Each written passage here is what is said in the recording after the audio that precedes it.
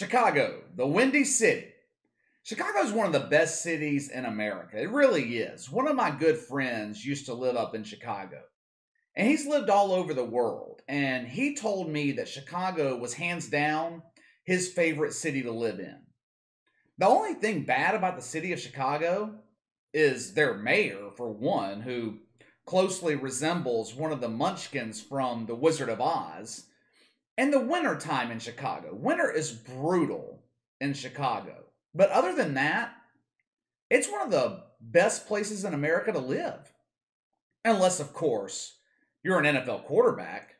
If you're a running back, safety, cornerback, linebacker, defensive lineman, Chicago's great. If you're a quarterback, you better make sure that you stay the hell out of Chicago. Because Chicago is where NFL careers go to die if you're a quarterback. The Bears have killed more NFL careers than concussions. I've been on this planet for 36 years, and in that time, the Chicago Bears have never had a franchise quarterback. I went back and looked. The last franchise quarterback in Chicago was Sid Luckman. I'd never even heard of him.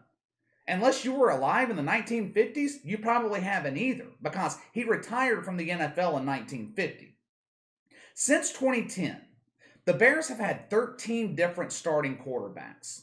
That's more than the Saints, Patriots, and the Packers combined. This is the reason the Bears never win, or at least they never win consistently. You cannot win in the NFL with instability at the quarterback position. It's just not going to happen. It's damn near impossible.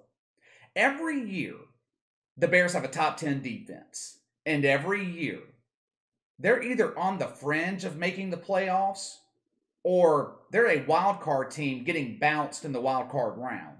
In other words, every year, the Bears are mediocre, which is the worst place to be in the NFL. You're not bad enough to get a high enough draft pick to get a quarterback, and you're not good enough to be a real contender. And even when the Bears do luck into a high draft pick, they waste it on a bum like Mitchell Trubisky. That one decision is going to go down as one of the biggest blunders in the history of the NFL draft. Chicago had both Patrick Mahomes and Deshaun Watson available, and they pick Mitchell Trubisky?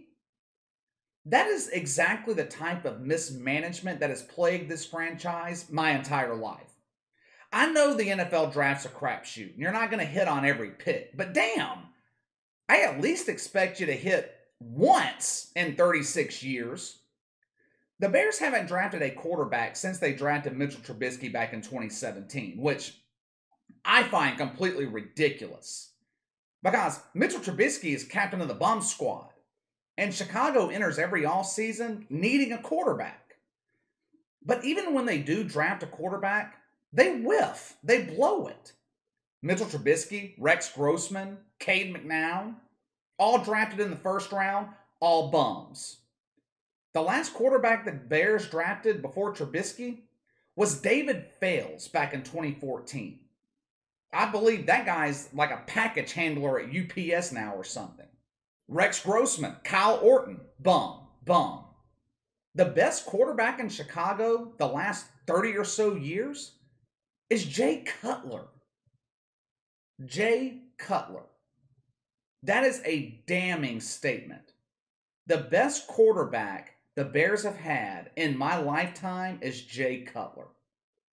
Jay Cutler was a hell of a lot better on that reality show that he had with Kristen Cavallari than he ever was on the field in the NFL. I actually liked him on that reality show. As a quarterback in the NFL, he was terrible. He was with the Bears for 7 years, one playoff win. Every offseason, we hear the same things coming out of Chicago. This is going to be the Bears' year. This will be the year that the offense finally turns the corner.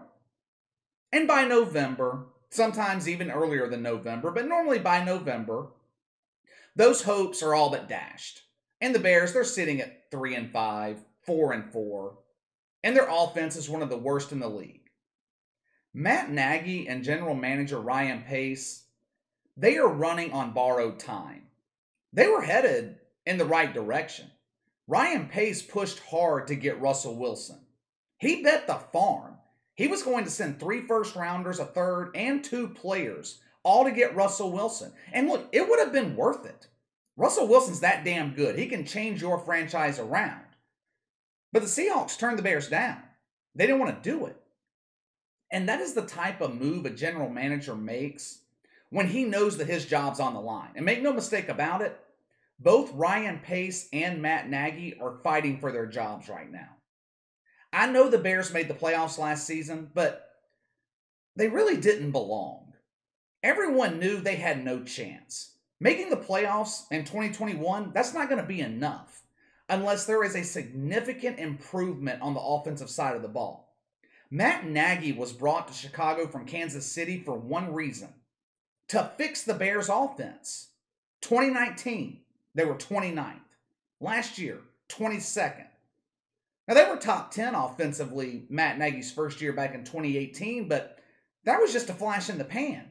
And that's not unusual in the NFL. Rookie head coach, rookie quarterback that defenses don't have film on, they can take the league by surprise when they're first coming out. But you could see the cracks in Mitchell Trubisky begin to form about halfway through the 2018 season. So we have Matt Nagy and Ryan Pace fighting for their jobs. But have no fear. If you're a fan of the Bears, have no fear. The Savior is here. And who is that Savior? Andy Dalton. Yes, management in Chicago really believe that Andy Dalton is going to right this ship.